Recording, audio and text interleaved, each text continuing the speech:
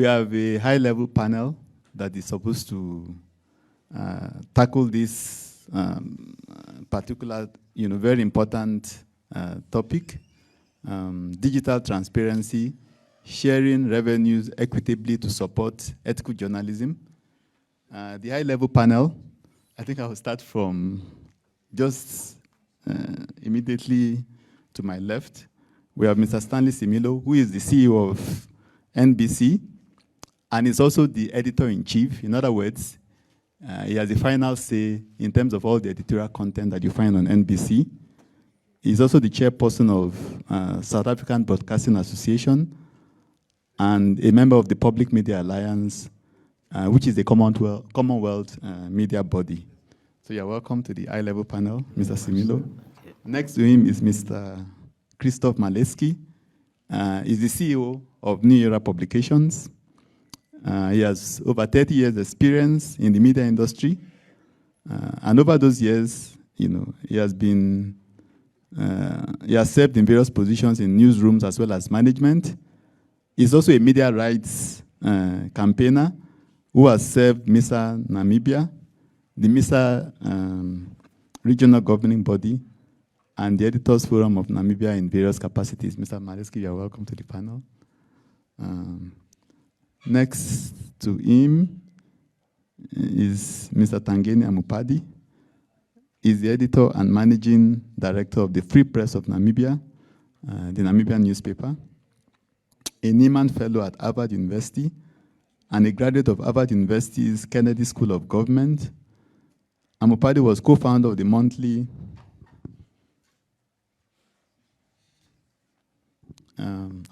business and politics magazine Inside Namibia, which is enrolled into entrepreneurship and management. Mr. Amupadhi, you are welcome to the high-level panel. Okay. Next to him, we have Mr. David Bishop. I'm sure if you listen to Future Media News, you hear his name. He's the head of Future Media News team with over 2 decades of experience in the radio industry. Bishop oversees news production and actually content for the company's 4 well-known brands, Radio Wave, Fresh FM, Radio Mulunga, and Nova 103.5. He holds a Bachelor of Commerce degree from Rhodes University, and Bishop is representing Future Media's Chief Executive Officer, Mr. Gary Strobel, on the high-level panel. Mr. Bishop, you're welcome. And then last but not least is Mr. Frank Steffen, who is the editor of AZ, which was founded in 1916, which makes it the oldest daily newspaper in Namibia. He's also editor of the monthly magazine Turismo Namibia that promotes Namibia as a tourism destination. He's also the current chairperson of the Editors Forum of Namibia, and is representing Mr. Alba Bota, the Namibia Media Holdings Group Chief Executive Officer on this high-level panel. Mr. Steffen, you are welcome to the high-level panel. Okay, I think I will just continue because it's like they are not able to project. Usually you won't have a teacher without this PowerPoint. So I did prepare a very short PowerPoint. I recall when we were having a series of meetings about preparing for this particular event, and I was told to come up with questions for the panel. I came up with very detailed questions, and Mr. Kanjimu insisted that I needed to shorten it. So I shortened the questions, but there's a need to have some kind of context that will then help in terms of the discussion, so that we have a context for the discussion, and that's what I intend to just do very briefly. We know that every time there's a new player in the media space, usually there's a concern whether the older media is going to die off. And you see this in terms of the history of the media. Newspapers were there, then radio came along, or electronic media came along, and there was a concern that it would actually send newspapers to their grave. But newspapers were able to survive in spite of radio and in spite of TV. So there's always been that kind of a concern. Every time you have new media, there will be a concern whether the existing media will be able to survive. And this has even become more serious now, particularly with new and digital media, which is what has informed this panel that we have. Because with new and digital media, in fact, particularly traditional media is facing an existential crisis.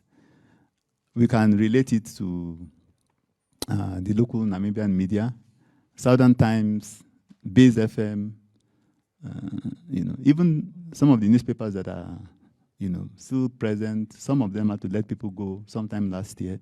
So it's really, terrible when it comes to the kind of effect in which it has had. And while I was preparing the PowerPoint, I was thinking to myself, is it possible that there was also this kind of a meeting anytime new media came in to find out how do we navigate the stormy waters? That's just a brief synopsis of, the evolution of media over time. But, the older media have always been able to weather the storm and to survive. And part of the ways in which this is done is because of the ability to be able to use advertising revenue to support media operations, the editorial content. Because the media is a dual product market. You produce content, that content attracts audiences. Those audiences are then sold to advertisers. So that is how the media has always managed. And it had worked, the business model worked for the media over the years. But with the online world, things have changed considerably. And that's why we talk about an existential crisis. There's a lot of soul searching, not just in terms of the local media, but even internationally. How do we respond? Because to cite an example, even if you produce content, which for those that are students here, they spend 4 years in university, they go out there, get employed by some of our colleagues that are on the panel here, and then they go out to get stories. Those stories don't come cheap. It comes after 4 years of, someone going through a training, employed, and being paid by, the members of the panel. And then that content is put on the site. News aggregators take that content, put it on their own site, and they are making money from it. And our panel members that are here, that have invested so much, do not get part of that revenue. So this is part of the problem that we have. So digital distribution, advertising revenues for news publishers have declined considerably. In fact, a lot of newspapers have packed up. People have been let go. It's a real problem. It's an existential crisis. And this is what the panel is actually going to tackle. And I can cite examples. In the United States, revenues fell by over 50% between 2006 and 2018. The Pew Research Center says that US newspapers advertising dropped from USD 48.7 billion in 2000 to USD 8.8 billion in 2020. You can see the drop, over 40 billion drop in terms of advertising revenue. Of course, the high-level panel will provide a local context, a local examples in terms of what is actually happening globally. And then the percentage of advertising to the platform companies, which we are looking at now, increased exponentially. In fact, from 17% to 39, 17% in 2011 to 39% in 2020. If you look at two of the major players in this space, which is Facebook and Google, they had 85% of all US digital advertising revenue, by 2019. And the two companies, Google and Facebook, control 73% of the total online advertising market. So these guys are smiling all the way to the bank, based on the sweat of traditional media. And that's why we talk about layoffs. We talk about quality of press coverage, because if there is no money to do quality journalism, to do ethical journalism, what will make for civic engagement, for people to be informed, hold governments accountable, and so on and so forth, because there's really no money. But of course, the digital platforms that we're talking about also bring a lot to the table. And we need to acknowledge this. They've brought about reduced costs of publishing and distributing news content. They allow for more frequent updates. They've lowered consumers' cost of searching and accessing news content. In other words, people are able to access content that maybe if they couldn't pay for in the past, they would not have been able to access. Of course, they are giving it for free of charge, but we know that those content cost a lot of money for it to be there, you know. They've been able to allow existing news publishers transition from print-based distribution to a mix of print and online, or even solely online. Allow new entrants to establish digital-first publishers and develop new publication formats like blogs, short news, videos, TikTok, and so on and so forth. And of course, increase competition. Nobody is shying away from competition, but they've brought that about. And then they've also made the consumers to become more active. So consumers can comment, they can make recommendations, they can engage with news content. You know, and when it comes to news publishers, the most important areas are usually the general search services. Google is very dominant in that space. In fact, we don't even talk about search, we talk about Googling. You know, and that is a lot of money being made from search engine optimization by Google, because people basically search and they are monetizing search. Then, of course, you have social networks, which is where Facebook is very dominant with the billions of users that Facebook has. And then you have the news aggregators that basically take the content, put it in one place, and are able to attract users and then sell those users to, that's what we talked about being a dual product market. So they're basically attention brokers. They make sure that they get attention of, you know, the audience. And because they get that attention, you know, through the content that is not originally theirs, they're able to sell ads to marketers and use that particular time when they have your attention as a news consumer to make a lot of money, you know. And of course they have a lot of capabilities. They are news curators. They can filter and bundle content through the algorithms that they use. You know, they can rank, and of course that attracts, you know, users. For instance, myself personally, one of my email accounts is Yahoo. I get on the Yahoo landing page, already I have content that is customized, you know, to my interest. So they have those kinds of capability, you know. And they've been able to atomize news. So they basically remove the news from the source and just make it available. But they've even gone beyond that. They are not just distributing third-party content. Some are even investing in the news business itself. So basically competing directly now with traditional media. So these are the kinds of things that we are talking about. And so they've come to have a dominant position in the market. And of course, usually when you have that kind of a dominant position, abuse usually will result. So in terms of general search services, no media house, no traditional media can compare to these guys. And in terms of the social networks, you know, networking sites, because all of us are basically on those sites. Namibia, for instance, Facebook is huge in Namibia. And so all of this is then used to monetize. They make a lot of money from this. You know, and even when you look at people that have tried to compete, I mean, look at Elon Musk. When you spread out about 44 billion to buy a social network like Twitter, you see someone like Donald Trump, former president of the United States, billionaire, trying to set up Truth Social and is struggling. You know, this is the power that we're talking about. If you have one of the most powerful men in the world, you know, with a lot of money, and they still can't compete with these networks, not to talk of traditional media. You know, and what is the effect of all of this? Quality is compromised, you know, and then a lot of disinformation and misinformation, which some of our earlier, you know, speakers did mention, you know. So now, because these guys basically control the space, disinformation and misinformation is rife, quality journalism is threatened, and that is why there are lots of efforts, I'll try and round up soon, a lot of effort to control or to remedy the situation. The French authorities, you know, imposed a fine of 220 million on Google because they were basically, you know, abusing that dominant market position, ensuring that, for instance, when it comes to advertising, you know, you go through them instead of using any other form of advertising. Google was, you know, July 2021, you know, another fine of 500 million against Google. I mean, the money that we're talking about is mind-boggling. And for these guys, it is just a drop in the pan. For them, they don't even feel it. They can pay those fines and continue their abuse, you know.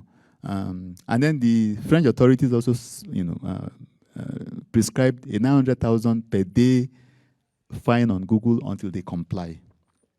There have also been issues in the UK, you know, trying to hold these guys accountable. The European Union, Germany, United States. The latest that is having a crisis is Canada. Bill C-18, the Online News Act, is actually aimed at Google and Facebook. This is from Canada. The bill will force them to negotiate commercial deals for news revenue sharing with Canadian publishers. And this is Facebook's reaction. Facebook hasn't ruled out blocking news on its platform in Canada, which is also what they did in Australia, until they were forced to negotiate, so that, the local media can actually have a good deal. And so there have been calls to tax the platform companies so that they fund journalism.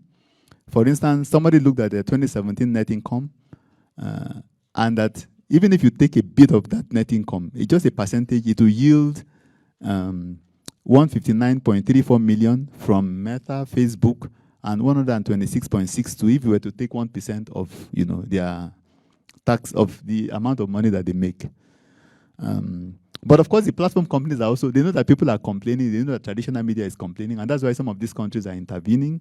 So what have they done? Google and Facebook have each promised 300 million over 3 years for news-related projects.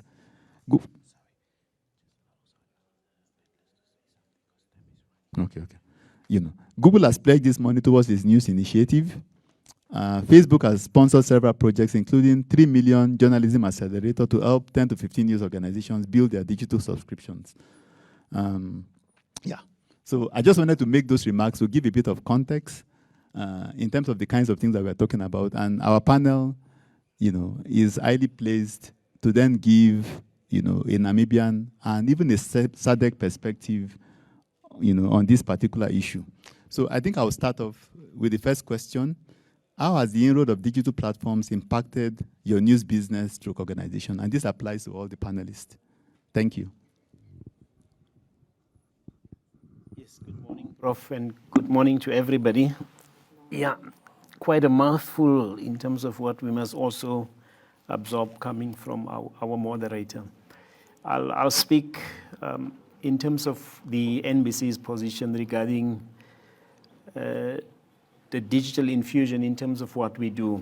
We are traditionally a media house that deals with radio and television broadcasting, which is the conventional way, which is linear in terms of what we bring. You must have a radio set, you must have a television set. However, with the evolution of technology, we find today that the smartphone is now a device through which people can also get to what we are doing. And with the advent of technology changing the way that it did, we were also forced to look at what we and how we must do our business. To that end, we have also now started having platforms like your Instagram, Twitter, Facebook, YouTube, you name all of them. And this, in a way, based on what we have seen in the Namibian case, has not greatly impacted revenues at this stage. And I think I'll be able maybe to give an idea why I believe it is not the case. Remember, access to any form of online presence is also dependent on how well broadband is available throughout the country. And at this stage, I would believe that issues that are impacting that from a revenue perspective, the way we see it, is most probably linked to accessibility in terms of broadband. Is it affordable? Can you afford? Prof, you've been mentioning that platforms like your YouTubes and all of those are potentially the ones that are creating challenges for us. We should also not leave out the ISPs. These are the internet service providers. And I want to go back to the point that I've just raised now, to say that for as long as bandwidth cost is going to be high, you will always have a low element of connectivity. And I think, I'm speaking under correction here, the internet penetration rate in Namibia, I think, is still under 60%. So that tells you as well that those that are having access might appear to be high, but point would be, where do people access online platforms? Is it at home? Is it via the smartphone? Because if you have to stream via your smartphone, it's quite expensive. But if you have dedicated internet at your house, most probably at your work, and depending on how your rules are, you could easily get to that. Now, when we look at what we do from a monetization perspective, at the NBC, we are currently now busy, almost done with redesigning how our whole online digital streaming philosophy should work like, because we have seen that the opportunities are there that one can actually sort of like get revenue out of that. That's one. Secondly, we also have the view that news should not be impacted by people putting money into it, because any news that is bought will no longer appear to be authentic. However, if you look at the colleagues that are in the print media, I think personally, I've said it before, I feel for them, because the advent of the digital space has literally made it very difficult for the traditional printing business to actually to survive. And what you see today is that even if people subscribe, there's now this habit of sharing, is it now access pins or passwords, which also in a way then will cannibalize whatever potential revenue they might be getting. So from an NBC perspective at this stage, we are still relatively okay, but that is something that will change soon as that broadband is readily available and affordable for everybody. So we see that also, that even if we look globally, there will also always be that mix between traditional, conventional broadcasting, linear, working hand in glove with what the digital space is currently giving us. And just to give an example, CNN, a major player, they launched CNN Plus. They spent about $400 million US, but after 1 month, they had to close it down for strategic reasons. So it also shows you that in as much as it appears to be enticing, it can be a very expensive exercise. And back to your point now, if traditional players like us within the media space cannot derive any form of revenue from what we are having, it definitely will signal doom. Because all the OTT, which is over-the-top players like your Googles, your Netflixes, and all of those, are just picking the cherry on top. And yet you will find that where we are, once this information is placed there, on the basis of the strength of what they get from you, so do they then attract their own advertisers to come on board. So we will soon be announcing as to what our position will be in order to safeguard our position now and into the future. Thank you, Mr. Similo, for that intervention. Mr. Maletsky, please, your own perspective. Thank you very much, Prof. I think the various speakers this morning highlighted some of the challenges that the traditional media faces today. Very specific words were used, including by you, Prof. But what we can say is that the digital platforms have changed the ecosystem of news, basically, dramatically. We've been talking about digitalizing, changing, and so on, but then things just suddenly happened. So it has changed it. We are dealing with platforms that today have become distributors of news. They have become, or they are hosting the news. They have become aggregators. So therefore, in a way, what we are experiencing is a very complex relationship with these platforms. Very complex. Whilst we were looking forward to the exposure for traditional media, especially for the exposure that we'll be getting from these platforms, they have become competitors also to us. So the disruption has now brought into space what we use, you can say the short-term, the long-term gains versus the short-term exposure and the short-term gains. I will say we can have access and the platforms, but do you want to become too dependent on these platforms also? Because as you and many others have said already, that when they become your competitors, they are driving away your readership, for instance, your audiences in a way also. So you suddenly experience drop in audiences, and therefore you are very conscious of that.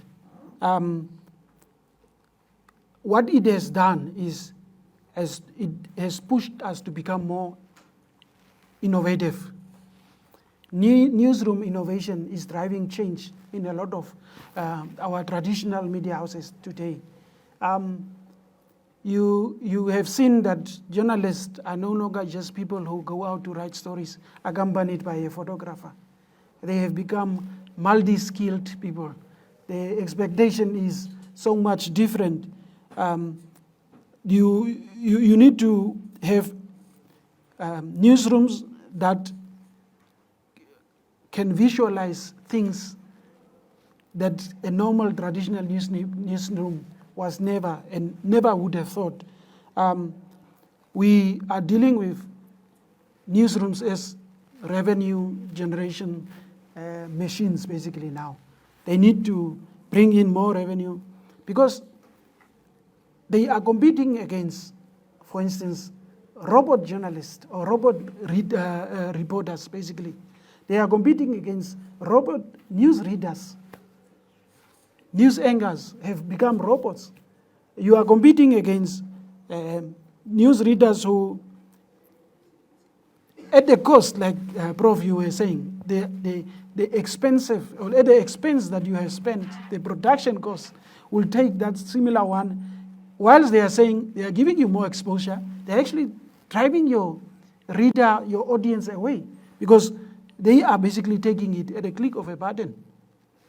They were not involved in the production process. So what has happened is that we have now seen a lot of change in terms of revenue. For instance, the advert revenue has dropped because, for example, an advertiser in Namibia have got access and can book their adverts through Google. Yeah, so Google will give them at a much cheaper cost against what you would have charged. But then the same advert can appear and does appear on your platforms. Yeah, so they are taking your income in terms of the revenue, advertising revenue. And we have seen, like you were saying, in terms of advert revenue on traditional media, that it has dropped from between 40 to 60% of what we were used to, against the income, the digital income, that has gone up by between 15 and 20%. If you really had worked hard, that is what you will get, 15 to 20%. But against a 40 to 60% drop, it doesn't really augur well for traditional media. And this has, as you said, this has led to closures, retrenchments. This has led to so many cuts, decline, most importantly, the decline in coverage. If you look at a lot of media houses, they had to close regional offices, and they are operating from central points. If there is ever, you will just find one, in Namibia's case, one office in the north, for example, whereas you had probably 3 or 4. So it comes at the expense of the news, and it also affects basically the output. And therefore, at the other side of the coin, you then have audiences and readers and consumers that are exposed to misinformation, disinformation against what the traditional media and others would have offered in terms of quality journalism. So it's a very complex relationship, as I said in the beginning. Thank you for your intervention and your thoughts. I think a number of issues were touched on, but we'll also get the perspective, particularly from the point of view of convergence and even conglomeration. I think our next 3 speakers will, their media houses are actually moving in that particular direction. I think their thoughts will be very interesting. Mr. Amupadhi, you are next. Thank you very much. It's good to hear my brother here at NBC that you are not so badly impacted revenue-wise. I think context within the digital space. Yes. Yeah, very yeah, from the that is from the digital platforms, isn't it? No. What I was saying is that the advent of the digital technologies that are here, we have currently not as yet seen its impact on our revenues. Okay. And the base for that is simply because that broadband is still not available to everybody. Until you get to that space where broadband is readily available and affordable, that's the only time that you will be able then to see the migration from traditional to digital. That's the context. No, I think I got you. It's just maybe my interpretation of it, but the base of it is you are not yet negatively affected. This is a journalist who will write things. But this anyway, is a journalist who will write things that are not there. Context matters. I'm saying, in terms of revenues linked to what the digital space does, at this stage, there's not much that we can say because the impact of broadband is curtailing that. That's the context. I was meaning to congratulate you, but it's turning out to be a sore point, it seems. I apologize. No, you don't need to. Yeah, for us, it's to answer the broad question you raised, Prof. I think it's there for all to see how badly revenue has been impacted, has been affected, has been chopped off. And I think probably to tie it in with the title of this discussion, the tricky part is what is meant by sharing, and how can that sharing come about? I can only hope for a few things which are unfortunately not in our control. One is that the big tech companies start to realize that they are not producers of content. News will remain local. That's one. And then for the advertising industry to appreciate that the people they are trying to reach and the dollars they are cutting from the local news organizations such as local, country or society, such as Namibia, and circumventing that to go and going directly to the big tech companies. I hope they also appreciate that they are actually going to kill the very audience they are trying to reach, because as long as that audience is going to get shortchanged, eventually they will switch off. In fact, a lot of research is already suggesting or showing that the big tech companies have resorted to some go to the extreme of calling it fraud, but I don't have much of evidence to that, even though there has been, I think, cases of organizations fraudulently setting up news sites. And I think in the case of Ukraine, we have had $100 million was spent on these fraudulent sites within the first few weeks. In fact, within the first few days, I think within a week. That's money gone out of Namibia. So the advertisers probably think they are getting their dollars worth of display, mainly display advertising, but in most cases, what reaches the audience is very little, and it's robots that end up actually clicking on to get to fool our advertising industry, for instance, here, that they are reaching a certain audience. But I think they can easily just look at whether the customers are spending with them. I had a chat with an airline company chief executive, who told us that they initially started advertising online, and for months they were advertising online, yet they could see every time they click onto whatever site within and around Namibia and Southern Africa, they were seeing their adverts.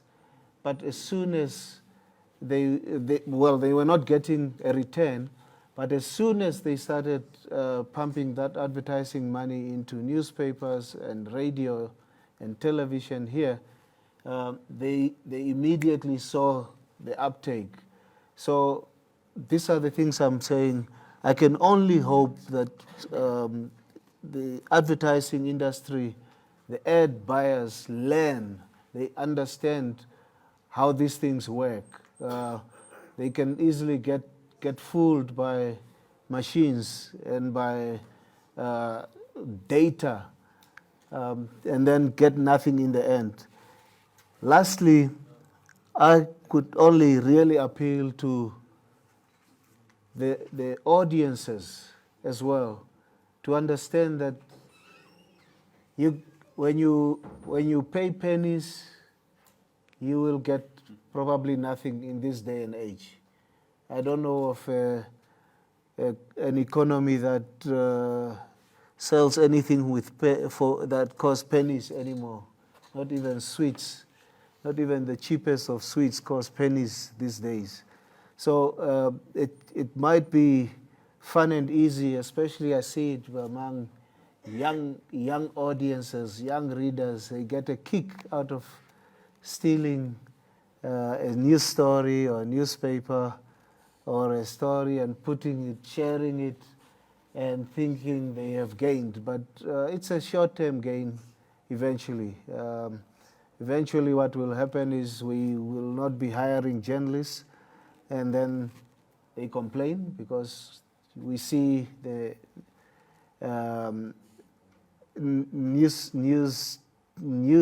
or is it trade unions that represent especially the workers in the news organizations complaining that they are poorly paid. Unfortunately, it's a result of what we pump in. It really is. You might think I'm driving a Mercedes-Benz and therefore I'm taking all the money for myself, but I'm getting a piece of the peanuts as well. Believe you me. What is happening is that the rest of the news media is suffering. In South Africa, it's estimated that 4 billion Namibian dollars is spent on digital advertising.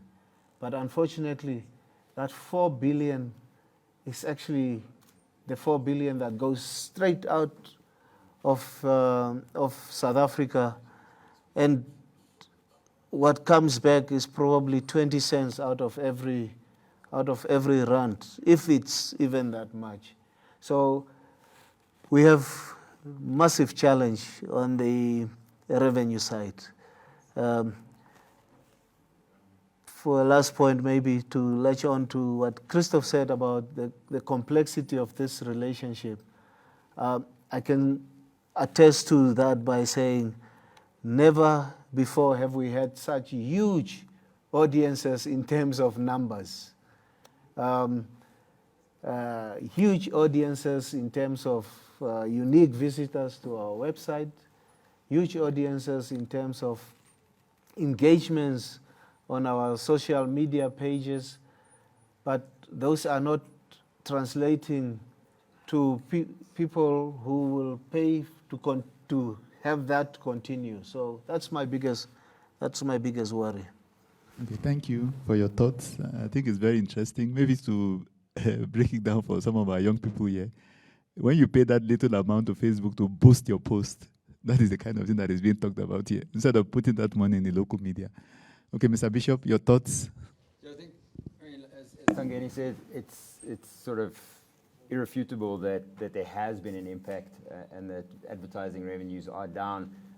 But to touch on Christof's point and how the news ecosystem is changing, I think we've in a way allowed ourselves, we rail against the advertisers and against the consumers for being taken in by these big platforms. We've allowed ourselves to be taken in as well. I remember when Facebook first came out, and you would get in trouble at work for being on Facebook. Now you get in trouble at work, and Facebook is one of your measurables. And if your Facebook reach isn't up there, you need to do something about it. So we've allowed ourselves to get sucked into this as well, and it's changing. We just have to look at how things played out just yesterday with the accident on the Western Bypass, and how everything had to straight away be on Facebook. And if it wasn't on Facebook, there's the assumption that you don't actually know about it because you haven't put it out there. It's pushing that. In the old days, you could get a scoop that had been properly researched because you had the time.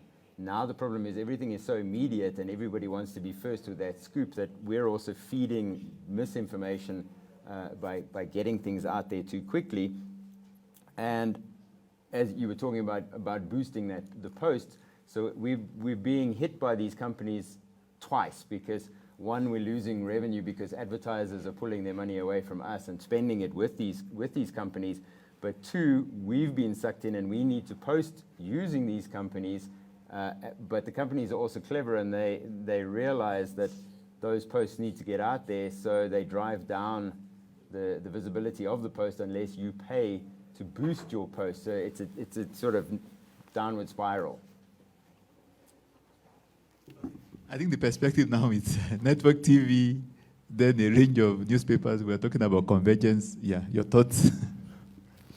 Yeah, I think I don't need to repeat all the stuff that has been said here by now, but I just want to look at it from a different perspective. Has it impacted on us? Yes, certainly, hugely, but also in a positive way. In many ways, we've become better newsmen, faster, more efficient, and so on. But I tend to agree with you. Sometimes it causes us to because we start speculating, and then we start contributing towards that curve of fake news. But we just need to be there, because if we're not out first, we feel that we're losing. So that's the downside of it. But in many aspects, if you consider the fact that a journalist doesn't go out today and simply write a report for print editions, but actually has a little video or a little interview and a bit added value for the consumer, then that certainly must have added. Having said that, I think for the print industry specifically, what most people do not realize, it's not only that we lost out on the revenue as such, because the loss is huge. I mean, there's no ways about it. It's huge. Here, probably even more than overseas. But what also catches us, that over the past few years, in terms of commodities, we've seen a huge increase in paper prices. If I say huge, it's very close to 20% over the past few years. And that, combined with a loss of revenue, combined with COVID, has obviously brought us to near collapse. And my biggest problem is, I went to One Ifra about 4 years ago in Scotland. And at the time, international press people reckoned we've got 10 years to migrate towards the electronic media. I dare say that COVID has brought that down by at least half. And so we're now sitting with a situation where we have to move so much faster. But while we do that, we tend to forget that in Africa, the absolute majority, if not close to 60%, has no access to electronic media. So, and we saw that with the education process, where suddenly students here, they're sitting here, and some of them were fortunate to be in here where they've got Wi-Fi. But if you're up there in the north somewhere, you don't have access to Wi-Fi. And suddenly you can't do online education. Now, the same applies to media. So you're sitting with a situation where the marketing people that dictate where their advertisements go do so from a perspective that's dictated from Europe, North America, and wherever. And they do not realize that the biggest portion of customers still has no access.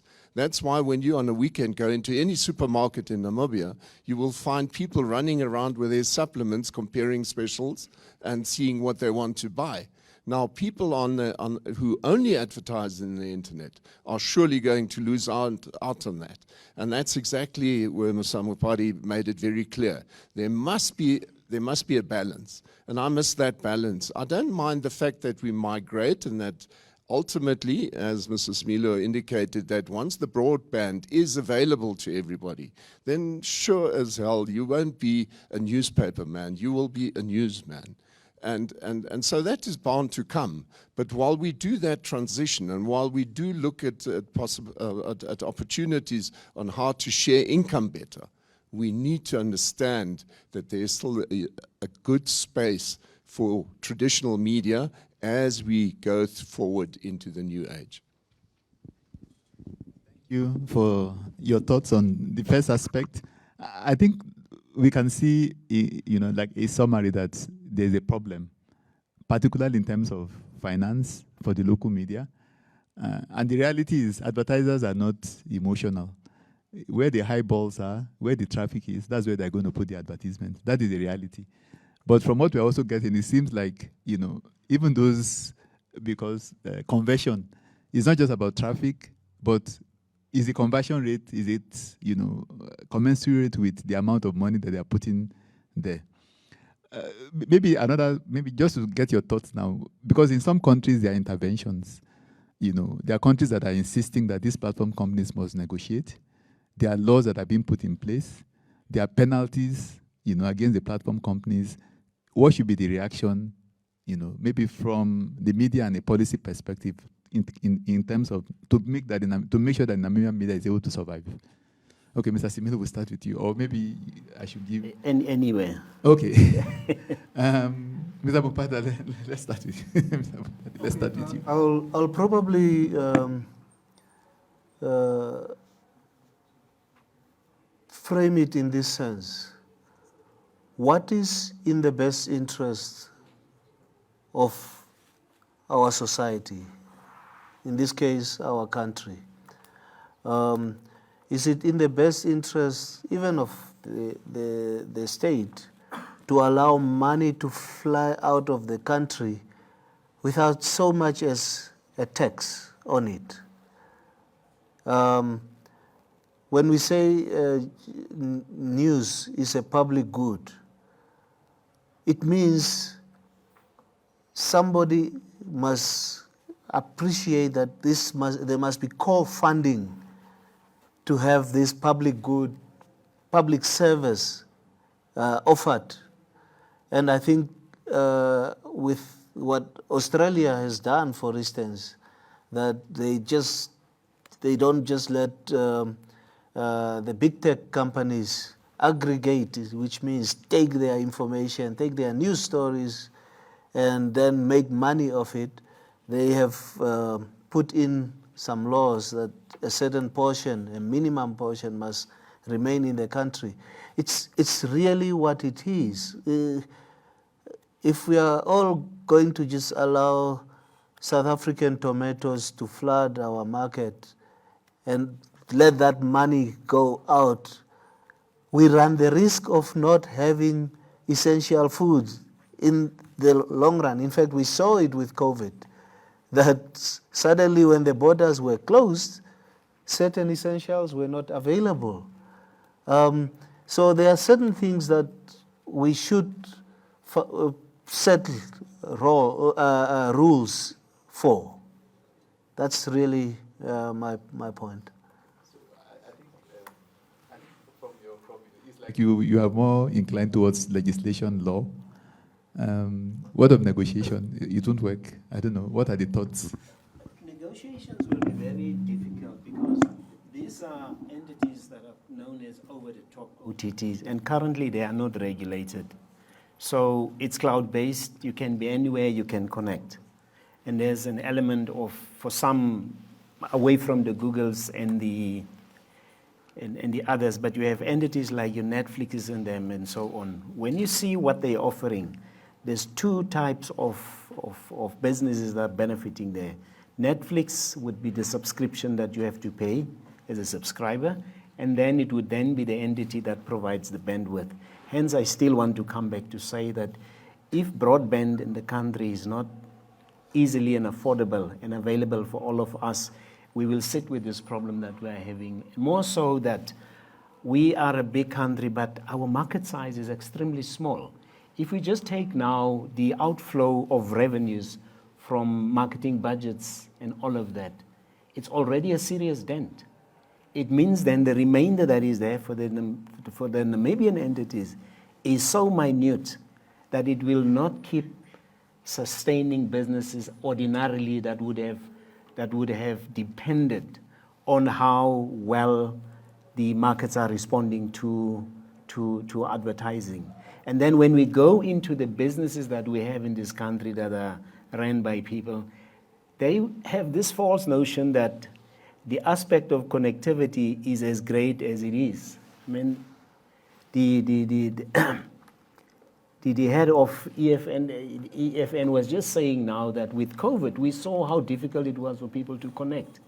Hence, I want to stay there and say that in as much as we believe that, yes, the digital space is here, we have the opportunity, especially starting today, where a regulator like CREN should come in and bring in laws that will force these entities to make sure that if you are in Namibia, you have to share part of what you make and contribute to some form of platform that can be plowed back to make sure that the indigenous businesses don't sort of like disappear from where we are. But again, you will hear people saying we are a free market economy.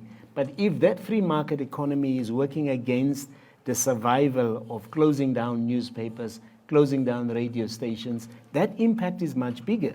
Because for every job that you lose, there's an impact of a minimum of 5 to 7 people that will feel it. So for us, we believe that regulation must come in. Otherwise, we will have problems. But at the same time, we should not leave out those that are owning bandwidth. And it is the ISPs. Because without them, your work can also not be seen. Tangeni also mentioned a point which is quite critical. If they write a story, be it NBC, New Era, or themselves, and someone takes that, and for one reason, this person is an important individual, and then the story starts going viral from where it is, there's no financial benefit that is coming to any of the entities that are there. And this is part of what we need to analyze from a data perspective, and then see how best can one use that to find ways of monetizing that. Otherwise, you will be putting money into a bottomless pit where you will be forced at the point to say, is it still worth the while to be there? And point will be, what will our country, Namibia, be without news coming from where we are? And maybe the major advantage that we're having is that local news is still a very, very important aspect of our daily lives. But we've got to find ways of monetizing that. And it's getting there that we need to agree on as to say, how do we do that? I don't know. Yeah, it's on now. I have a bit of a problem with the regulation system per se, because I'm allergic to anything that involves the government. It's sooner or later we will be at each other's throats again. So I don't like that idea at all. What I do like is UNESCO's a couple of times indicated that they're busy speaking to these giants compared to us. I mean, we're not even a blip on their market. I feel there needs to be a solution, exactly because what you said now. My story is going throughout the world, but I've taken a share here, and now suddenly my share has a ceiling. Whereas if I was entitled to whatever goes out there in the world and is shared, no matter whether it's looked at in Germany or USA or Canada or even Russia, then at the end of the day, I should be entitled to a return on that. And that's what makes it interesting for us, because then suddenly it becomes something worthwhile to appoint a reporter that you specialize, for example, in tourism and environment, or any stuff that interests the outside world. Because if you say elephants, then suddenly everybody's ear is pricked. okay, because elephants from Namibia, what are they doing to the poor elephants? So suddenly from somebody who's just an animal lover right through to somebody who loves splitting hairs of various rulings and so on, suddenly he's interested. And this thing goes throughout the world. So then I should be entitled to that money. And that's why I would rather welcome a solution that is put out there by UNESCO saying is, we can at least negotiate because we've got the power behind us. Whereas if Namibia goes to negotiate with Google, they will say, Nambia where? And it is what it is, whether we like it or not. So I'd rather have them regulate it and then work it back to Namibia. If it goes through a government agency, fine by me, because somewhere the regulation has to be. But I would prefer not to have direct regulation from the government trying to suddenly tax Google or find a way in which we can hurt them, because we won't. They simply leave us out. If they didn't care about Australia, they certainly won't care about us. Yeah, actually, those are sorry, I will just come. Those are exactly the way the platform companies behave. They first threaten, like Canada now, they are threatening Canada that nobody will see anything about you, But Mr. Maletsky has some thoughts. Yeah, Prof, in your introductory remarks, you highlighted the efforts that the French have made and the tough battles that they had with these platforms. So the market power of the big platforms is heavy. I read some time back on the efforts that Spain did, and when Spain introduced the copyright reform, and then Google News immediately withdrew. Yes?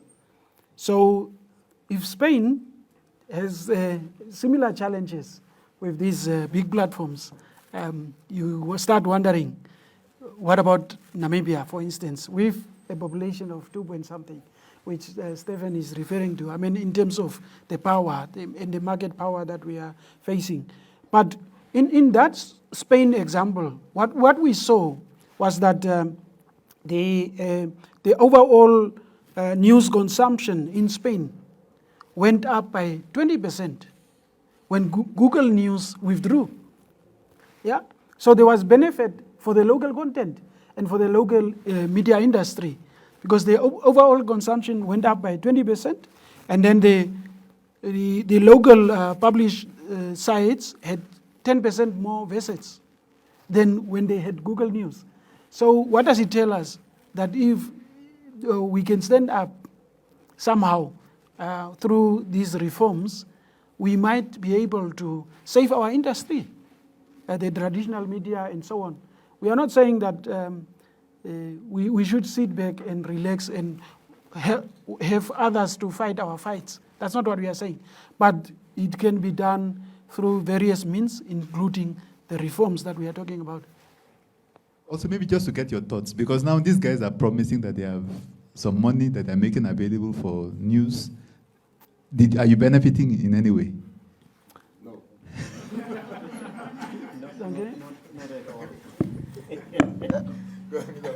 Well, perhaps my colleagues in their news organizations have not tried, or they have tried and were turned down. But these organizations, such as Google, have their funding, the funds, grants that they give, which, to say the least, less than peanuts. So for a country like Namibia, the benefits are so minuscule, because in any case, these funders also have their agendas, as in they would feel they have funding to promote democracy, and they think Namibia is there, so they need not worry about that. It's not sexy. Money would rather go to Ukraine. In fact, South Africa will even get a huge share for some reason that I cannot understand, even though they are media industry is much more diverse, is much more vibrant than ours. So yes, there are those sweetness that they put out there, which I think it's not just I think, but it's been said by many others. It's a matter of guilt conscience. They know they are stealing from societies. And I'm sorry, I think maybe we might be splitting hairs here, but if not regulation, then we are kidding ourselves. Yes. People are in business to make as much money as possible. So maybe international organization, regulation, yes, but that has to start. That has to start here. Yeah. I'm sure many of you have ordered stuff through Amazon.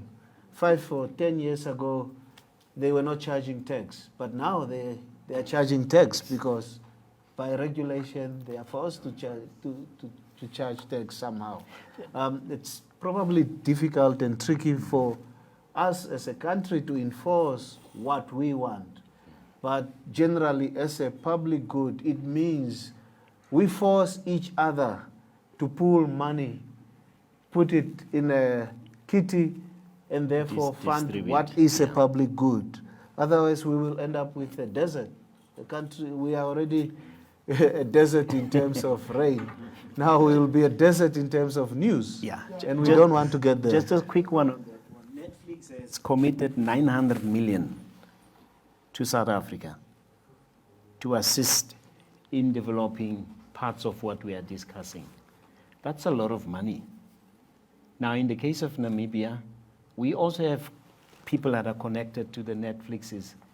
Would it now, because our numbers are small, that we can't have those type of discussions? And as Tangeni was saying, some have the critical mass, and most probably that is the most attractive and most probably enticing platform. But for us, 900 million for South Africa, 0 for Namibia, 0 for the rest of SADC. These are the things that we need to understand. How are those decisions taken? Because you can talk about these things. I'm still for, Steffen, if we say regulate, the regulation must protect us as Namibians as a country. Also make sure that the equity around revenues that are being spent outside, a portion must come back so that it can start rebuilding. If it has to go with goodwill, these guys will do business forever until I am no longer there. I wasn't arguing about the fact, if you remember, at the end I said I don't mind if there's a regulator at the end, but I just feel to get the ball rolling, we would be much better advised to put our weight behind the efforts of UNESCO, who's got a much broader shoulder to face these guys.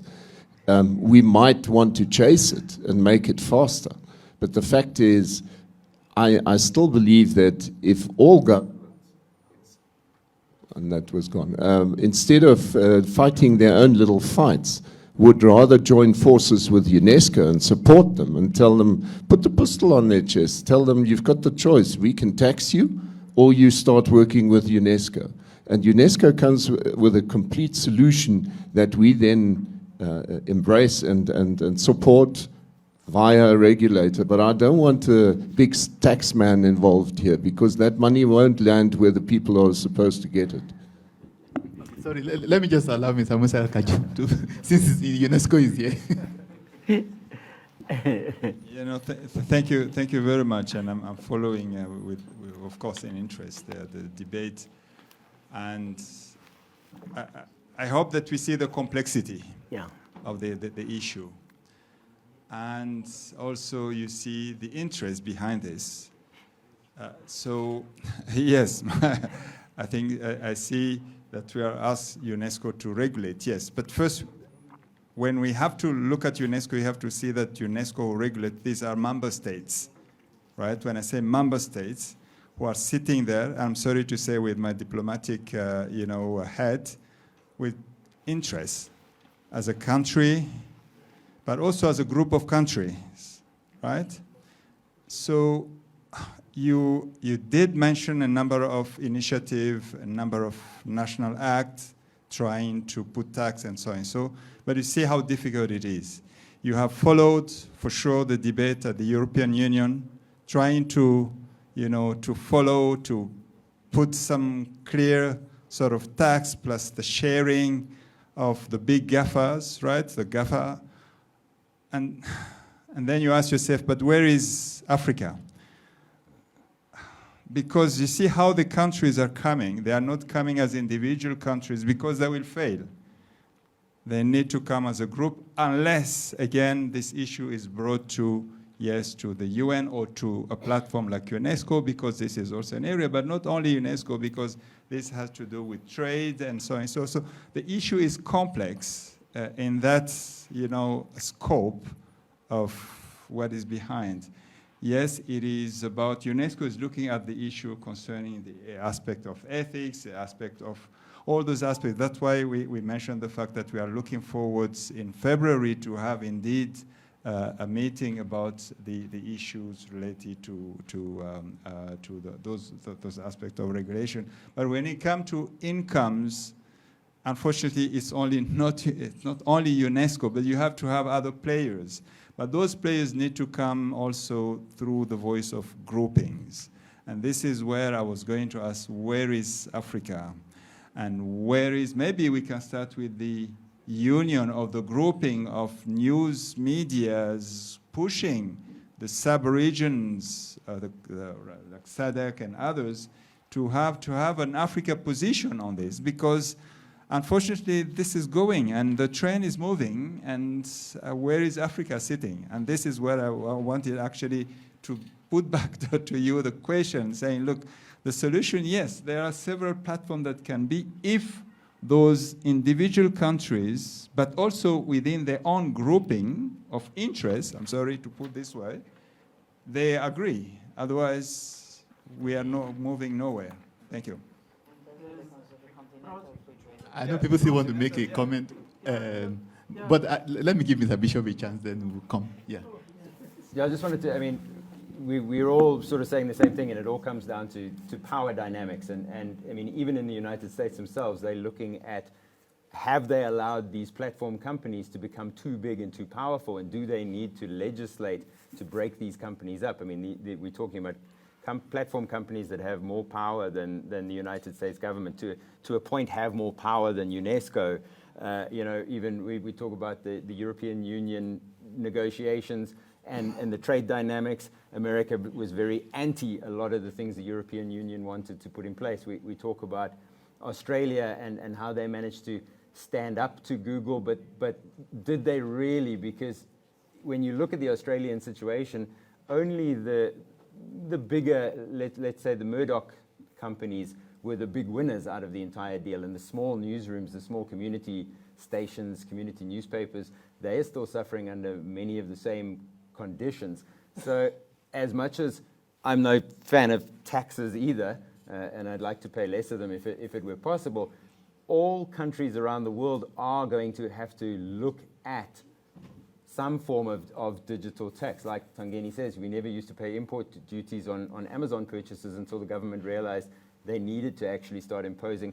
So, and it is something it's not just a Namibian situation. Every country across the planet is, maybe with the exception of America, because the tax or the income from all of these companies are actually flowing into the States, where they pay taxes, but in a very convoluted American tax system. Every other country in the world is, in a way, losing out on these taxes. Like you say, you're paying your advertising money. Your local company is paying your advertising money to Facebook, and it's disappearing. And the Namibian government sees nothing from that. So, like I say, I'm not a fan of regulation. I'm not a fan of tax, but it's a reality. Governments are going to have to look at. Okay. Mr. Maletsky, then Mr. Amupadhi. Go ahead. Prof, I just wanted to come back to the opportunities that you referred to being offered by these platform companies, and what my brother Tangeni was saying, that there are some opportunities, but of course, like he is saying, it comes with certain conditions, basically. I worked for many years at the Namibian, where I would be engaging certain institutions easily, now I'm the head of a state-funded, government-funded organization. I don't get the access that easily.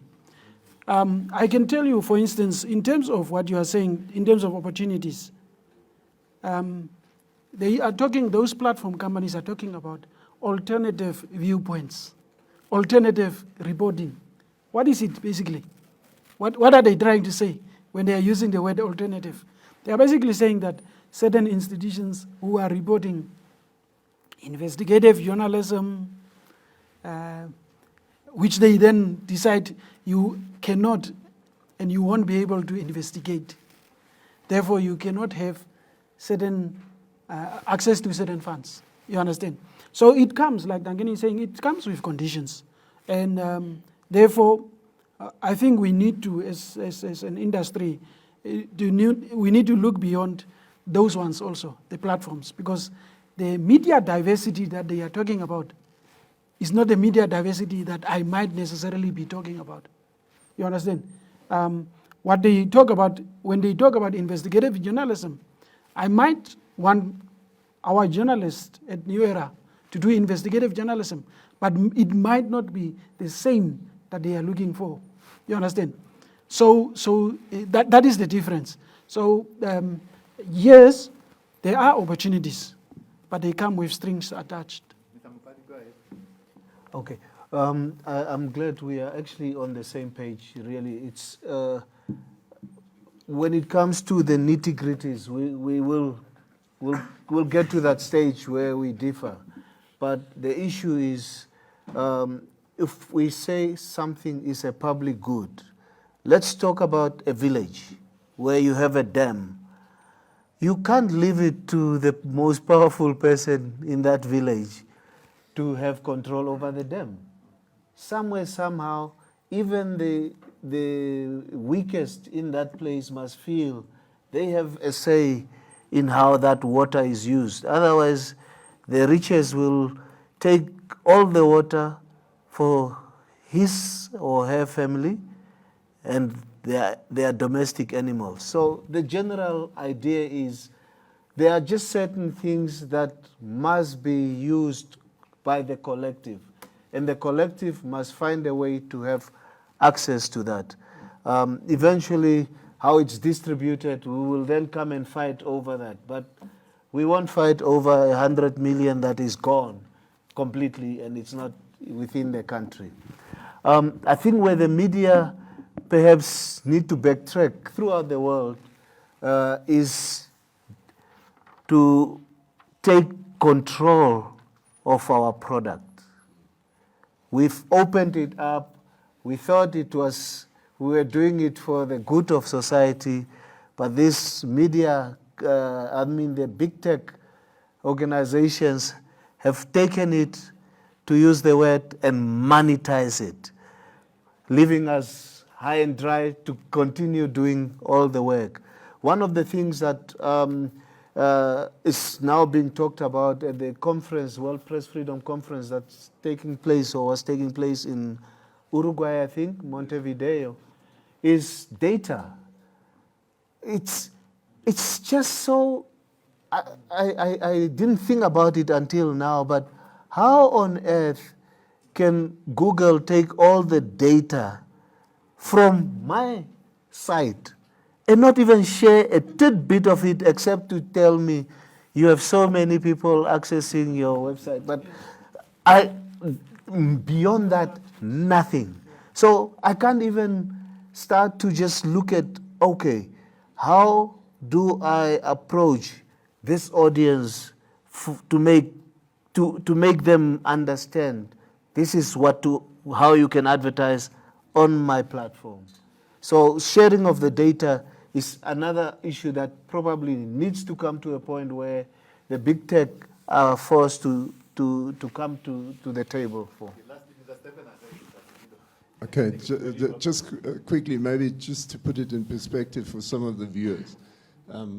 Media generally has the opportunity of sharing its revenue with Google, and then you're supposed to get a kickback from that. And because your articles are then published more often, you're supposed to get a bigger kickback from them.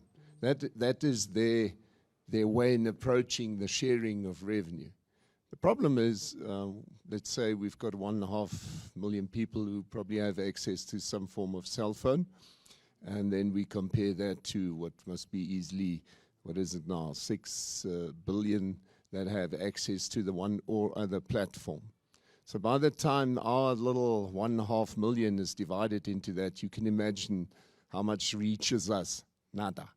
So the problem that I have with that whole principle is, and it's exactly what you say, they're soothing their bad conscience because they've been using our material for years and years now. Okay, so if you look at the portion that they actually kick back out of their total revenue stream for this sort of conscience soothing, it's minimal. And that's where the big argument comes in, and that's where even the Americans have started saying enough is enough, where they say that portion has to become much, much, much bigger. And once that portion is declared and finalized, suddenly we'll be surprised how it actually becomes worth our while to become part of that system. But as it is now, we have no benefit. The internal setup in the country is also the same, because you would see now, traditionally, newsrooms would be the ones providing the news. Of late, every business, even at level of ministries, they also have now their own streaming services. And that is another way that cannibalizes potential revenue.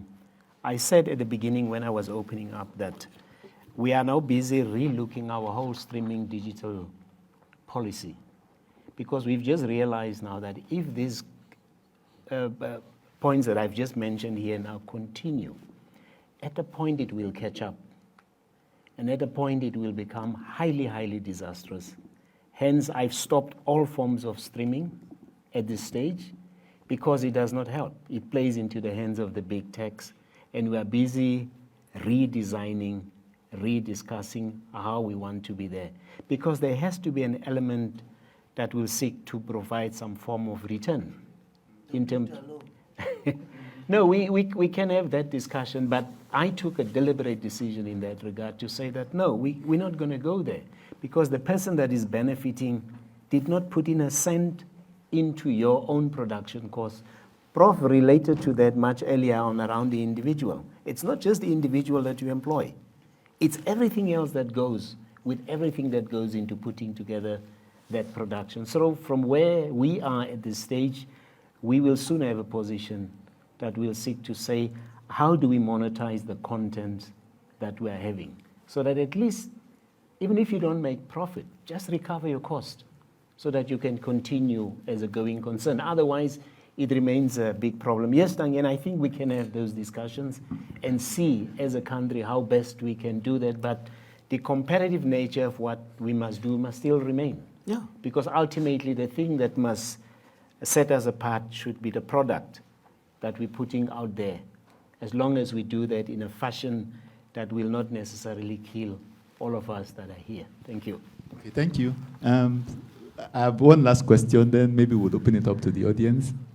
While we were, planning this, event, one of the things that came up was that we were looking for people to serve in the high-level panel. And a big issue, which is actually a sticking point, is that we couldn't get any female. So basically, there are no females that are at the level of our panelists, chief executives, captains in the media industry. And people were wondering, why is that the case? Because we have male, female here, and they'll be wondering, will I be able to ever get? So I just wanted to hear your thoughts. Why are there no females in these kinds of positions? Yeah, being first is also not okay. I must be the first one now. All along it was okay. Now it's not so okay. Yeah, no. As a principle, just organizational structure-wise, maybe let me just give context. At our executive level, we've got 6 top positions. 2 are men, including myself in the 2, and the rest are women. Our finance chief commercial, technology, and programs, they are all women. and you go down radio stations, only 2 are men, the rest are women. So the design here, I'm not too sure, Prof, whether I should throw it back to you, because we were invited. So the balance thereof should have been a cardinal point, just to say that we want to keep that balance. But at the same time as well, when you come and you articulate points of this nature, you really also just want to make sure that you are understood within context as well. But Prof, this one I will place back to you and the organizers. Actually, the organizers can also come in, but we wanted, it is a high-level panel. People suggested lower-level individuals, and it was not acceptable to the organizers. And that's why the whole issue came up that, why are we not having captains of the media, that are female? So that's really the question. Those that are on top in terms of the media. Let them also respond. Let them also respond. I mean, this is fairness. I think I will take the approach of starting off with guilty as charged, in the sense that, especially, let me speak first for the organization that I represent, which is the Namibian. We've for a long time had women, I think 1, 2, 3, for decades actually.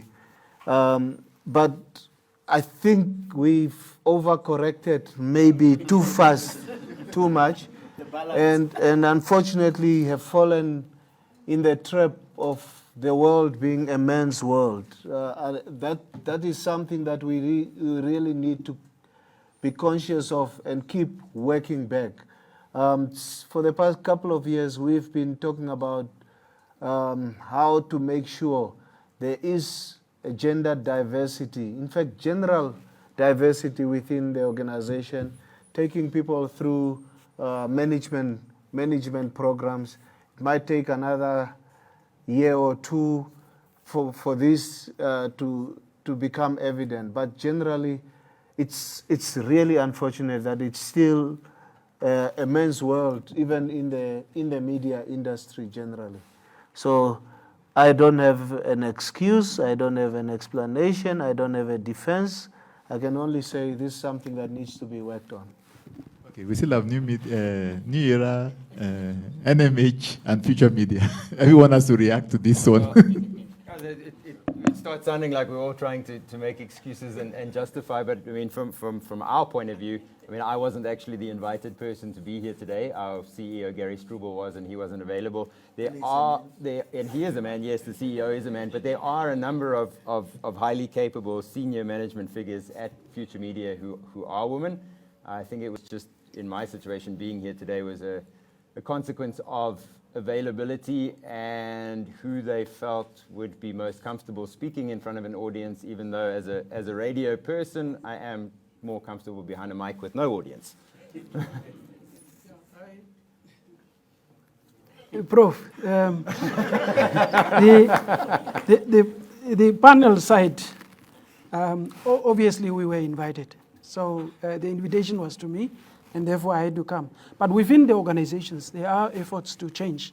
I can tell you, for instance, last year we recruited 2 senior positions, and I gave a directive that it needs to be a 50-50. So the editors, 2 editors that we recruited, one is male and one is female. So there are efforts within organizations. It's just that maybe for this one, it was a different situation. But within organizations, within my organization, I can confidently say that there are efforts to change issues. Yeah. Okay, for NMH, I can basically say that I was sent to represent our boss, who is a man. No, but facts, if we look at the structure of NMH, I think we do have a very balanced structure. It is pure coincidence at this stage that you've got 3 men in charge. But to look example at Republican, there is a huge contingent of women, and I'm sure it will be a woman who will be taking over from the man when he resigns or goes or whatever he does. In my case, Algemeine Zeitung is obviously a very tiny paper, but even there, we've got a 50-50 contingent, and my people are already busy being trained up so that a woman will take over on the tourism side from me, whereas a man in this case, because he was there first. I mean, that's how simple it is. Actually, there was a woman before him, but she went back to Germany, so off you go. And those are circumstances, they happen. I think what I see as a success model is the fact that we've got MyZone. MyZone is basically dedicated to students and youngsters, generally speaking, school magazines involved, and that thing has turned out to be the big provider of future women journalists. And so I think that program in that respect is more than making up for that. Maybe not now yet, but it will do so in future. So I have no doubt that NMH is on the right path there, but I do tend to agree for a very long time it was a masculine sort of society. Okay, so I think for those that are female in the audience, there's still hope. Just on, to take us back to an earlier point, but on the theme of sort of females leading the charge in a way, I'm not being a very good journalist at the moment because I can't cite my sources because I've completely forgotten where the story came from or even the name of the newspaper involved. But I did read a story, and we're talking about getting away from the platform companies, and it was a relatively large newspaper, and they basically just decided, and it was the female editor who decided, we are deplatforming. And they took themselves off, they actually got in touch with Google and said, take all our content off your site. We don't want any of our content listed by Google. They went off Facebook, they went off Twitter, they deplatformed completely. And then obviously through their papers and everything ran a campaign, and they have been a massive success story in that their readership has gone up, the community has rallied behind them, and it requires a complete mindset shift. Like I said earlier, it's become something that we've accepted that we have to do as part of our jobs. We have to be on Facebook, we have to be on Twitter, we have to be with Google. But there are success stories where people have basically said enough, gotten away from it altogether, and are succeeding.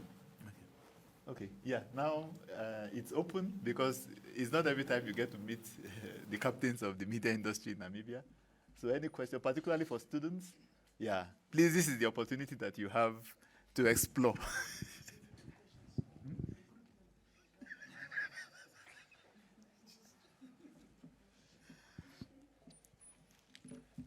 Okay, should I talk? Okay, I'm a third-year media studies student from the University of Namibia, and my question is posed to specifically the editors of these newspapers on the issues of social media and how the money being generated is, a large chunk of it is being taken by these social media platforms. And it seemed like there were two different approaches taken, where with the Namibian editor as well as the CEO of the New Era, they went for a more government intervention approach, and the Algemeine Zeitung and Future Media went for a more libertarian approach. So my question is, would you have like a middle ground where maybe you decide as companies individually, you can start like a grassroots movement where instead of going for governments and lobbying for intervention by them, you can by yourselves, maybe in partnership with SADC, other SADC newspaper companies, together you can work and say, this is enough, we are going to take our platforms off of these social media sites if change is not made. Has there ever been any intentions of that, and would you consider doing that? That is my question for them. Okay, I think it's open to... I'll go first. Hello? Yeah, I'll go first. I think what you saw is together as a coming together today for a first time where we actually discussed this whole thing openly as we did.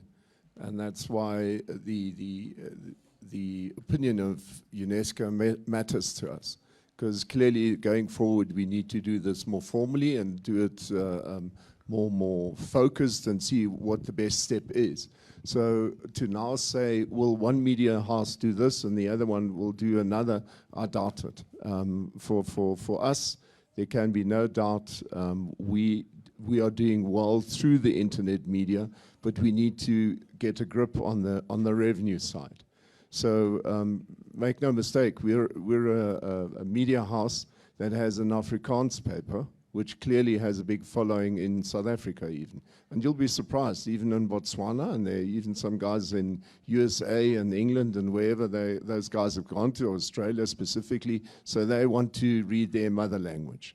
Then you've got the Algemeine Zeitung, which is clearly German, and so every time a German tourist comes here, and I can clearly see it on our metrics, you see these guys suddenly registering on our page, and for about 3 months, you see them afterwards still following the paper.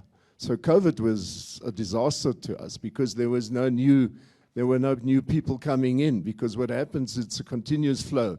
Those guys who've been here suddenly want to remain connected with Namibia, so they follow it for a while, then they jump off, and as they jump off, the next crowd jumps on. So you don't really have a full growth anymore. So can I afford to take the Germans off? No, I can't. Especially with a little paper like mine, because mine is really a naught in terms of Namibian distribution, but it is probably bigger than most others in terms of international distribution. So I cannot afford, and that's why I said not everything that happened is bad, but I think what needs to happen is these guys need to share it, because the guy in Germany sees the advert too, and that's where the whole thing comes in. And that's why your strategy needs to be right. Will you rather sell on Facebook, or will you rather sell on your internet page? And the internet page is the better option because that money at least remains yours. Whereas Facebook, essentially, most of your income goes to another stream, not to yours. Okay, yeah, okay. Right. My name is Donald Kariseb. I am a radio presenter at Touch FM. Just speaking about digital journalism, I also wanted to add on something which I think has also been missed in a sense, or in essence of speaking about digital journalism. Digital journalism or digital spaces have also afforded a lot of students who were unable to get jobs in a space of media to get their voice or their stories heard, such as when we look at spaces such as blogging pages that have started, as well as some of the pages such as podcasts that are available. It gives an opportunity to a lot of students who are graduates in a media space to have an opportunity to be journalists in their own space. Now, my question here is this: how do we then hold people accountable that operate in spaces like this to operate in a way that they abide to the media code of conduct? Yesterday on NBC News, the media ombudsman spoke about this, where he spoke about, or where he urged everybody in the media space to abide to the media code of conduct and not distribute and disseminate information that is not necessarily true. So he spoke about journalism and how we need to be journalists with ethics. And this is not only in an media space, it also happens in traditional media forms. But specifically, how do we hold people accountable to abide to the media code of conduct, because they are also responsible for disseminating information to the public? Okay, Mr. Bishop. Yeah, I think, you're 100% right there. It's democratized, it's opened up that space, and it's allowed everyone in. But like you say, that has brought with it these other sort of considerations. But I think it goes further than just, you talking about people who've actually studied media, who have an understanding.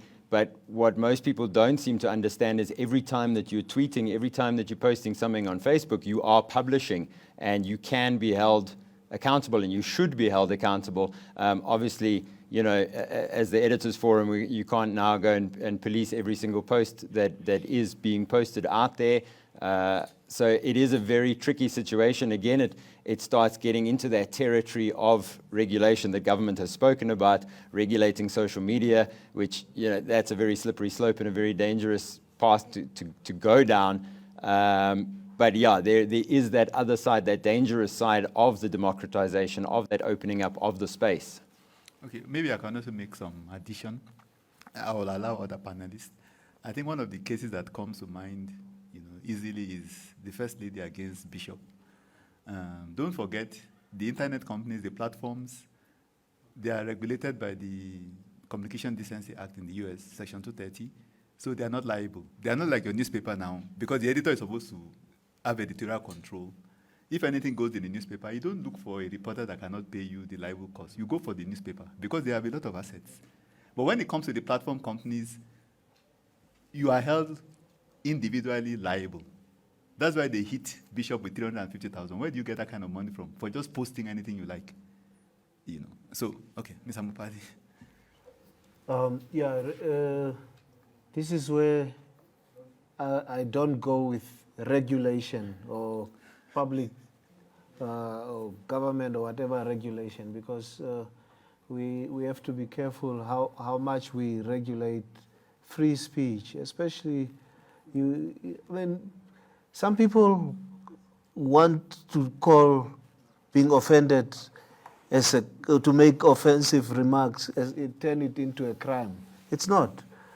In some countries, for instance, when the minister walked in here and we were asked to stand up, if you don't stand up, you go to jail. Those are not the kind of things we want regulated. For me, the understanding is digital. When it comes to opening up space for self-publishing, for spreading information, it's great. It's the funding side that's problematic. How do I continue doing my journalism work? For me, there's no difference between digital journalism, newspaper journalism, broadcast journalism. Journalism is journalism. But it takes work to get a good product out. You will be regulated out of business or out of your self-publishing as soon as people realize you are giving them trash. Believe you me.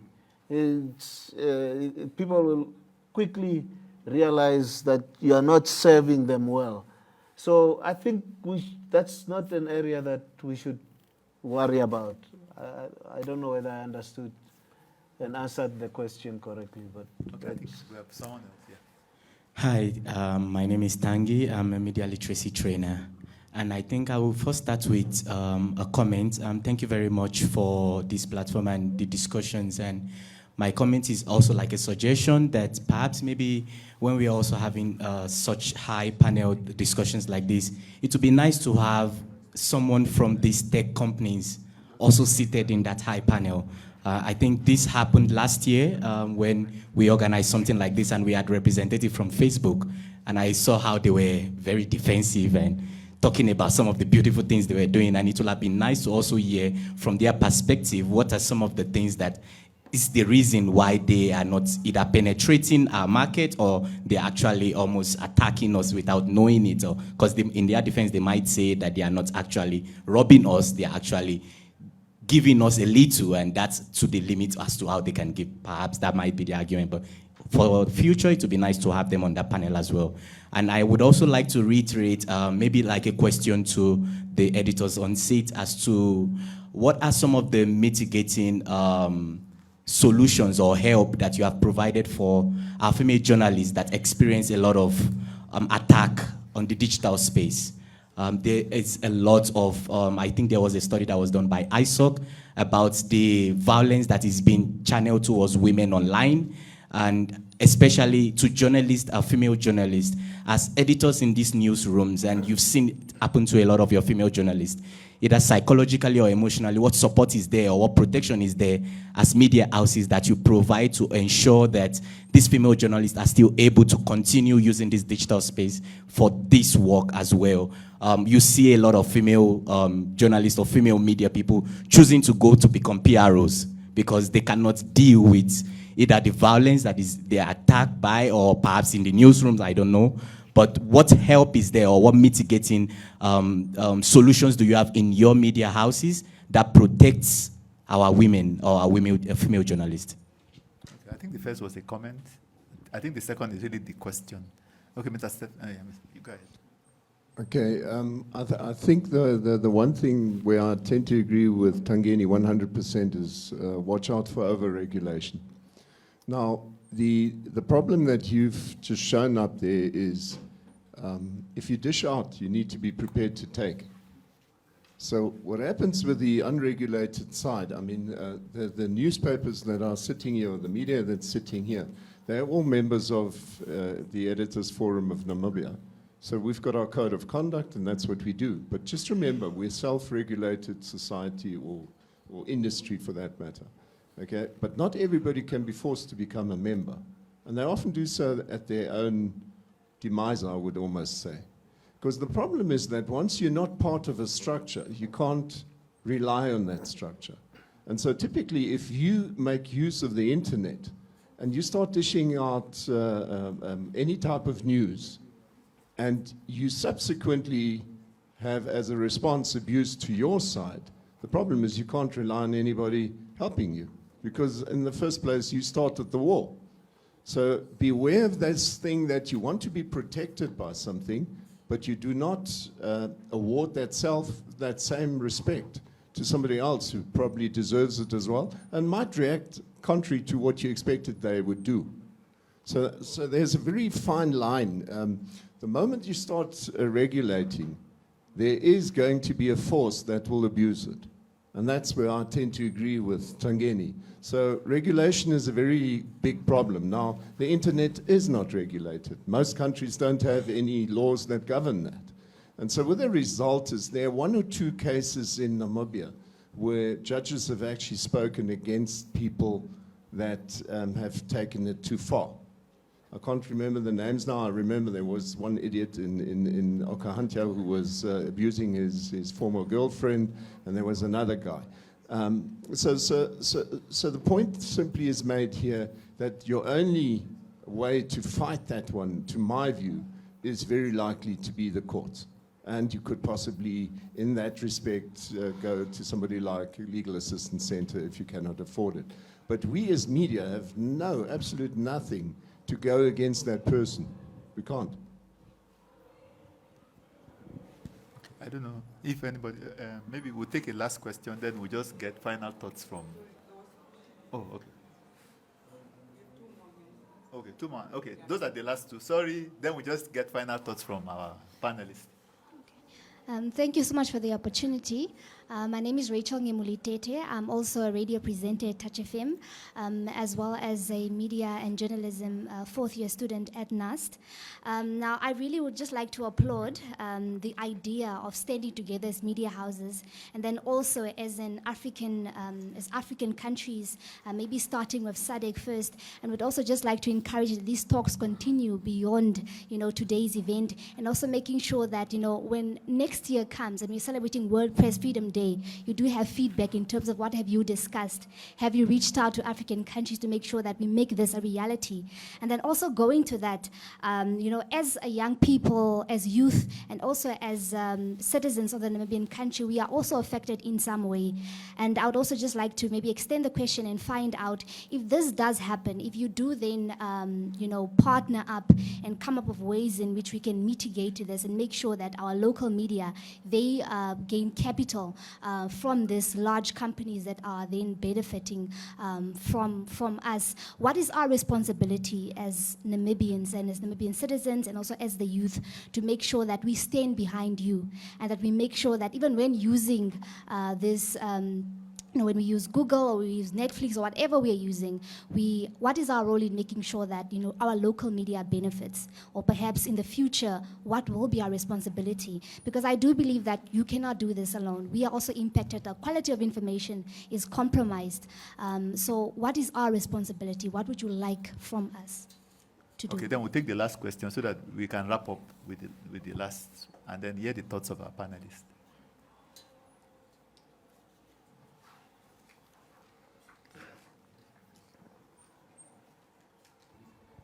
Hello, good afternoon, everybody. My name is Joshua Hamuela, editorial coordinator of the Namibia Media Trust. Now, my question is really in light of this year's theme and perhaps what Mr. Donald mentioned in terms of how digital platforms have now given birth to citizen journalism and the growth of that. So I just really wanted to know whether citizen journalism has perhaps to an extent overtaken traditional journalism, and if so, how can we make sure that this decline in trust that is now brought about by this citizen journalism is lessened? So this question really goes out to any of the panelists, if you're able to answer whether citizen journalism has overtaken traditional journalism in terms of trust, and how this decline in trust can be lessened. Okay, I think the panelists can tackle the two questions and also give us their final thoughts so that we wrap up. So I'll start again. Yeah, no, look, free speech is guaranteed in this country. People can and will say whatever they want.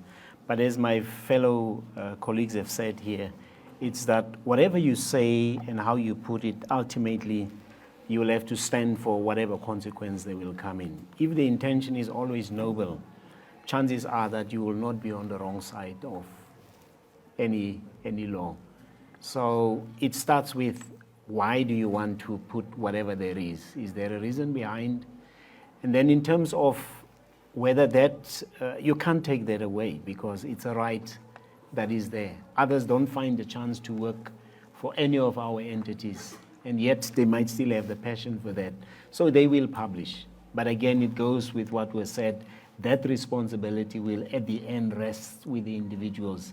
But in terms of where we are also ultimately responsible for whatever goes out on the platforms that we are leading.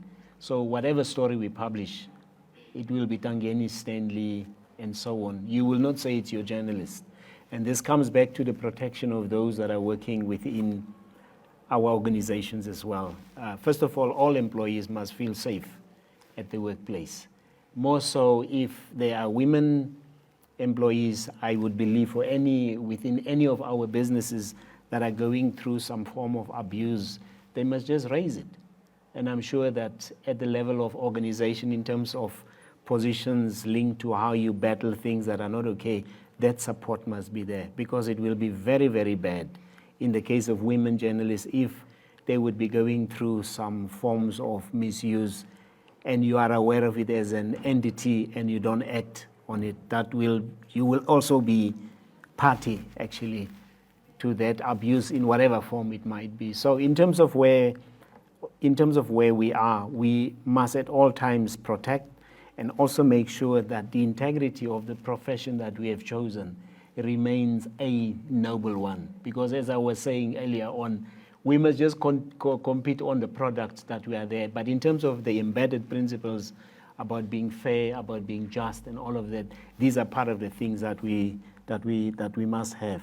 And coming back in closing from my end, I believe, Prof, and the rest, and the audience, and even those that are watching, I think our job is cut out for us.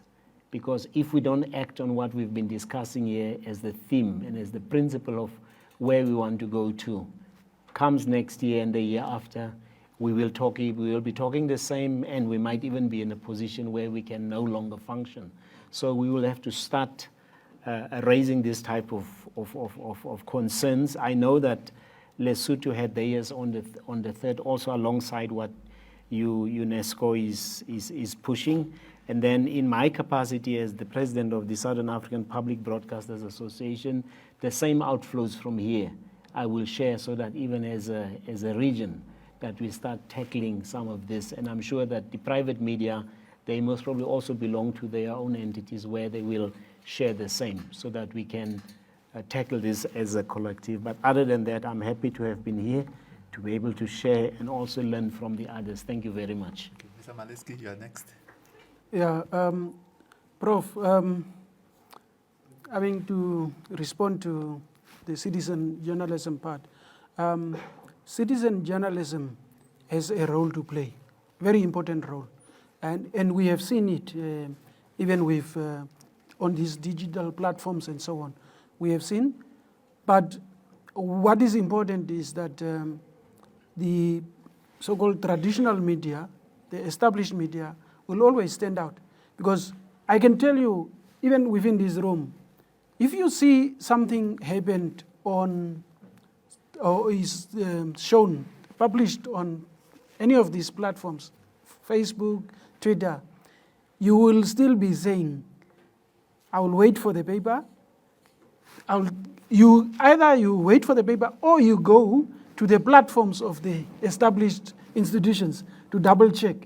So where does it come in? Then it means that within our organizations, we still have a huge trust issue to our advantage. Yeah? So people will still be going back to our platforms. They will still be going back to our news. Therefore, we need to, from within our organizations, we need to just improve on our quality. We need to improve on our quality. What, in final comments, what is important and what is very clear is that the cultural concept or cultural conception of newsroom leaders controlling the pace of news is gone. That's gone. It's very clear that we do no longer have control over how fast we can upload and so on. We have control over quality. And we need to keep that quality. We need to improve on our quality. We need to work around the quality that we are offering. And in that process, we can win over much more in terms of trust, many other audiences. We don't control breaking news any longer. Yeah, we don't. But we also don't control how to monetize. It's clear from our discussion. We don't control how to monetize, but we can, as a team, as national setup, as colleagues, we could probably be sitting around a table to brainstorm on what the challenges of these platforms, digital platforms, are offering, and then how we can maneuver around them. But it is clear that they are here to live and to be with us, and we need to find ways to really counter it in a mutual beneficial way. Mr. Amupadhi, you are next. Your final thoughts. Okay. I think in economics you would have come across the term, is it specialization? So when people talk about citizen journalism, I often get lost. For me, there's journalism, and within journalism there are strands of specialization. I don't, for once, consider Job Ampanda as a citizen journalist, for instance, if that is the thinking about citizen journalism.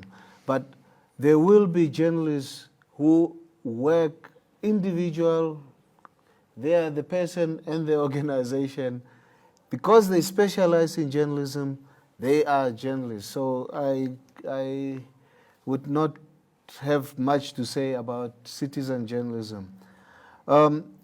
Thanks a lot for encouraging us to get together as news media, because I think there are a whole lot of areas, and this is where I will end off maybe by differing with Stanley about the private media having their own thing and the state media organization having their own thing, because there is a commonality. Your journalists want to be as respected as journalists at the Namibian. I don't think they will look at themselves as government, journalists of a government-funded news organization. So thank you. We must just get together over the next years and work on that. I think at last, I would urge, hopefully, the audience, many of who are in journalism one way or the other, or aspiring, to help build the institution of journalism. Because in my understanding, information is by far the biggest equalizer in the world. People say education. meaning go to school, go in a classroom. I don't believe in that. But when you have people getting the right kind of information, being informed, they can take decisions, they can develop themselves in ways that we can never, ever imagine. So we need to strengthen journalism as much as we can. Thank you very much for inviting us to this panel. Mr. Bishop? So I think in terms of the citizen journalism, citizen reporting, I mean, it's been alluded to, but your question focused on trust and the trust element. And I think what we need to also keep in mind is, big engagement, big numbers on social media doesn't necessarily mean trust, especially we've seen in the past couple of years that the most sensationalist stories are often the ones that have the biggest numbers. A lot of the misinformation stories are the ones that have the biggest numbers. Christof was saying you go to the newspaper and, or to the radio stations, and I mean, I saw it directly during COVID on threads on Facebook where people were commenting and talking about somebody had posted something, and there was the idea of, I will believe it when I see it reported by one of our credible institutions. Until then, you can say what you want and you can talk on Facebook, but it means nothing. In terms of us all getting together, it's a great idea. Obviously, it's not going to be the easiest thing. It's never all that easy to get everyone to agree on anything in any situation, and especially once we start going cross-border. But your question about sort of what can Namibians and what can the youth do in the interim, and I think there it sort of sticks to, fact check the information, share from credible sources, accredit. Don't see a story and think, "Ooh, it'd be nice. I'm going to post this as if it's my own," which happens a lot. So I think those are some of the things that people can do. And share Tangeni's sentiment. Thank you very much. It was a great opportunity, and I think we could do it a lot more frequently. Mr. Steffen, your final thoughts? Okay. Sorry. Just quickly on the citizen journalism, I actually like it a lot. Okay, but there's a difference between citizen journalism and grandstanding. And what we often find in this country, it's grandstanding. That's where your comparison was obviously coming in, because politicians will grandstand. So don't call him a citizen journalist, not even close to. Fact is that those who are good at citizen journalism invariably end up writing for the papers, even if it's only as a freelancer. I've got many guys who are writing for the Algemeine Zeitung that I've engaged with after I saw that he's got good content. I engage with them and they supply information to me, a complete article in fact, and I actually say this was supplied by freelancer so-and-so. So there's nothing wrong with that. It might even be a good start for you to get a sort of foot in the door. So that's the one side. As far as this suggestion that we need to take this further, I tend to agree we need to take it further. But just from this little conversation here, it is very clear it's not only a editors forum item. This needs to be publishing houses, radio stations, TV stations, and the whole 9 yards. Whoever is involved in news publishing needs to come together, because this is much bigger than only editorial content. We obviously want to sell our content, but on the other hand, most of us are salary receivers too. So as far as your online is concerned, that to me is the biggest thing, this fact-checking issue. Fact-checking is so easy, but for one or another reason, and I can guarantee you that at least 40% of you, while sitting here listening to us getting bored, must have forwarded one or another message to somebody else that you haven't properly read, that you haven't spent 10 seconds on finding out, can this actually be? And that is the biggest causer of fake news. But the other thing that I don't want to leave untouched today, one of the bigger issues about fake news is the fact that in this country, we need to speculate. We need to chuck a little stone into the tree and see what comes out so that government reacts. So this Access to Information Act is crucial. It is the absolute first stepping stone to make sure that fake news is caught out. Because what happens is the moment that you as a student can actually go and check up whether I was writing facts by simply going onto the internet site of the Ministry of Information, of the Ministry of Agriculture, and actually making sure that what they said is actually true because it's published there. Then automatically we start sharing information which is true. And then suddenly there's no space for fake news anymore because they'll be wasting their time. So that is one of the biggest items. The Access to Information Act, I'm sorry to say, the Minister promised us today that we'll have it. I've been listening to that promise for many moons now. It's a year in, year out. Press Freedom Day promise that we hear, and it simply doesn't matter. And it doesn't matter at the highest echelons of our country. I personally am a strong believer that we wouldn't be in our press freedom space that we are in if we didn't have a president who believes in it. He does. No matter what anybody thinks about it, I'm not here to defend him as a president, but one thing he does believe in is press freedom. But it doesn't help us if he's the one who believes in it, and over the next few years we might have a president who doesn't. That's why we need these sort of laws, so that whoever comes thereafter cannot abuse his position to suddenly shut us down.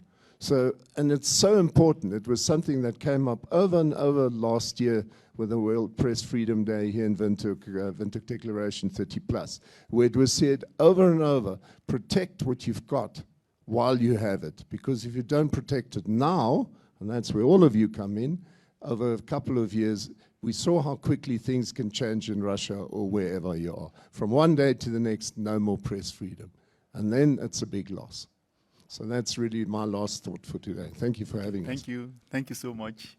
It's been an absolute pleasure to moderate the panel. I'm really happy that we're able to have, captains of the media being able to share their thoughts, particularly in terms of the digital platforms. And I'm also very appreciative of the audience for also weighing in. And I think it's been an enriching discussion. It's been a learning curve. So I'll hand over to the Director of Ceremonies. Thank you so much, Prof. Can we give the panel a round of applause? So we have come to the end of our official ceremony for World Press Freedom Day 2022 here in Namibia, hosted at NUST. I'd like to thank once again the panelists for really making out time to really have this important conversation. I think they already alluded to it that we just should not stop here, but we should continue having these conversations. We are right on time, as we were expected to end our program today at 1. So let me also thank everyone once again on behalf of the preparatory committee for really, really joining us today to really acknowledge this important day. It was Journalism Under Digital Siege as a theme. For now, it's bye-bye.